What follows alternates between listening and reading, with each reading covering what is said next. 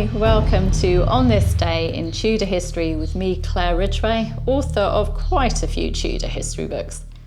Where am I taking you back to today? Well, I'm taking you back to the reign of the last Tudor monarch, Queen Elizabeth I.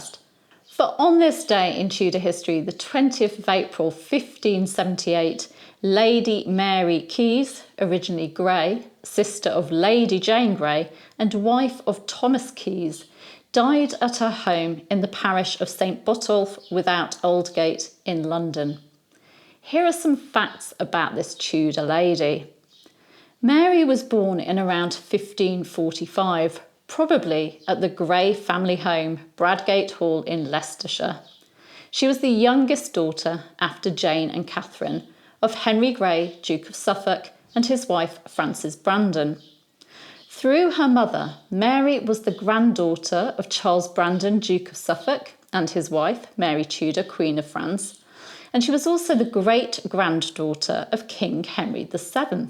In May 1553, when she was about 8 years old, Mary was betrothed to Arthur Lord Grey of Wilton, her cousin, but the fall of her sister, Lady Jane Grey, in the summer of 1553, followed by the execution of Jane and the sister's father in February 1554, dashed the family's hopes of a good marriage for Mary, and the betrothal was dissolved.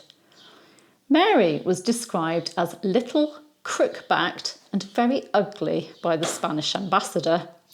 Mary was interested in theology and had a collection of religious works. She served Queen Elizabeth I as a maid of honour and was granted a pension of £80, which was a real help seeing as her late mother's estate had mostly gone to Mary's stepfather, Adrian Stokes. In 1565, Mary angered her mistress, Queen Elizabeth I, by marrying the Queen's sergeant porter, Thomas Keyes, who was a widower, had rather a lot of children, and was twice her age. It was an interesting match too, in that Mary was tiny and Keyes was said to be about 6'8", and he was of the gentry class, and Mary was related to the Queen. The Queen was furious with the couple for marrying without her consent when Mary was so close to the throne. Keyes was thrown into Fleet Prison and Mary was put into the care of Sir William Hawtrey at Chequers. In 1567, Mary was moved to the home of her step-grandmother, Catherine Willoughby, Duchess of Suffolk, and then onto that of Sir Thomas Gresham in 1569. In 1568, Keyes was released from prison, but sadly he died in 1571 without ever being reconciled with Mary. Although the Queen gave Mary her freedom in 1572, Mary stayed with Gresham voluntarily because she had nowhere else to go and no money. However, Gresham really didn't want her, and in 1573 Mary moved to her stepfather Adrian Stokes' home for a time before setting up her own home in London. At New Year 1578 she is recorded as having exchanged gifts with the Queen and so was back at court by that time. She died at her home in London on this day in 1578 at the age of 33 during an outbreak of the plague. In her will, she left her mother's jewellery to her step-grandmother, Catherine Willoughby, along with a mystic ruby, something that was thought to protect against the plague.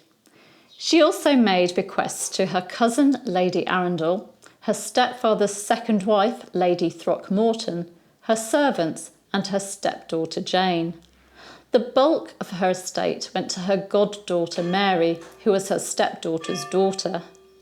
Mary was laid to rest on the 14th of May 1578 at Westminster Abbey, with Susan Bertie, Countess of Kent and daughter of Catherine Willoughby, acting as chief mourner. Mary was laid to rest in the tomb of her mother, Frances. If you want to know more about Mary and her sisters, Lady Catherine Grey and Lady Jane Grey, I'd highly recommend reading Leanda de Lisle's book, The Sisters Who Would Be Queen. It is fantastic. Also on this day in Tudor history, the 20th of April 1534, Elizabeth Barton, the nun of Kent, was executed for treason. Find out more about her, the visions she had concerning Henry VIII, and how she ended up being hanged in last year's video, which I'll give you a link to. You can subscribe to this channel by clicking the subscribe button just there. You can hit the bell to be notified as these videos go live, and you can, of course, give me a like and leave a comment. I'll see you soon. Take care. Bye-bye.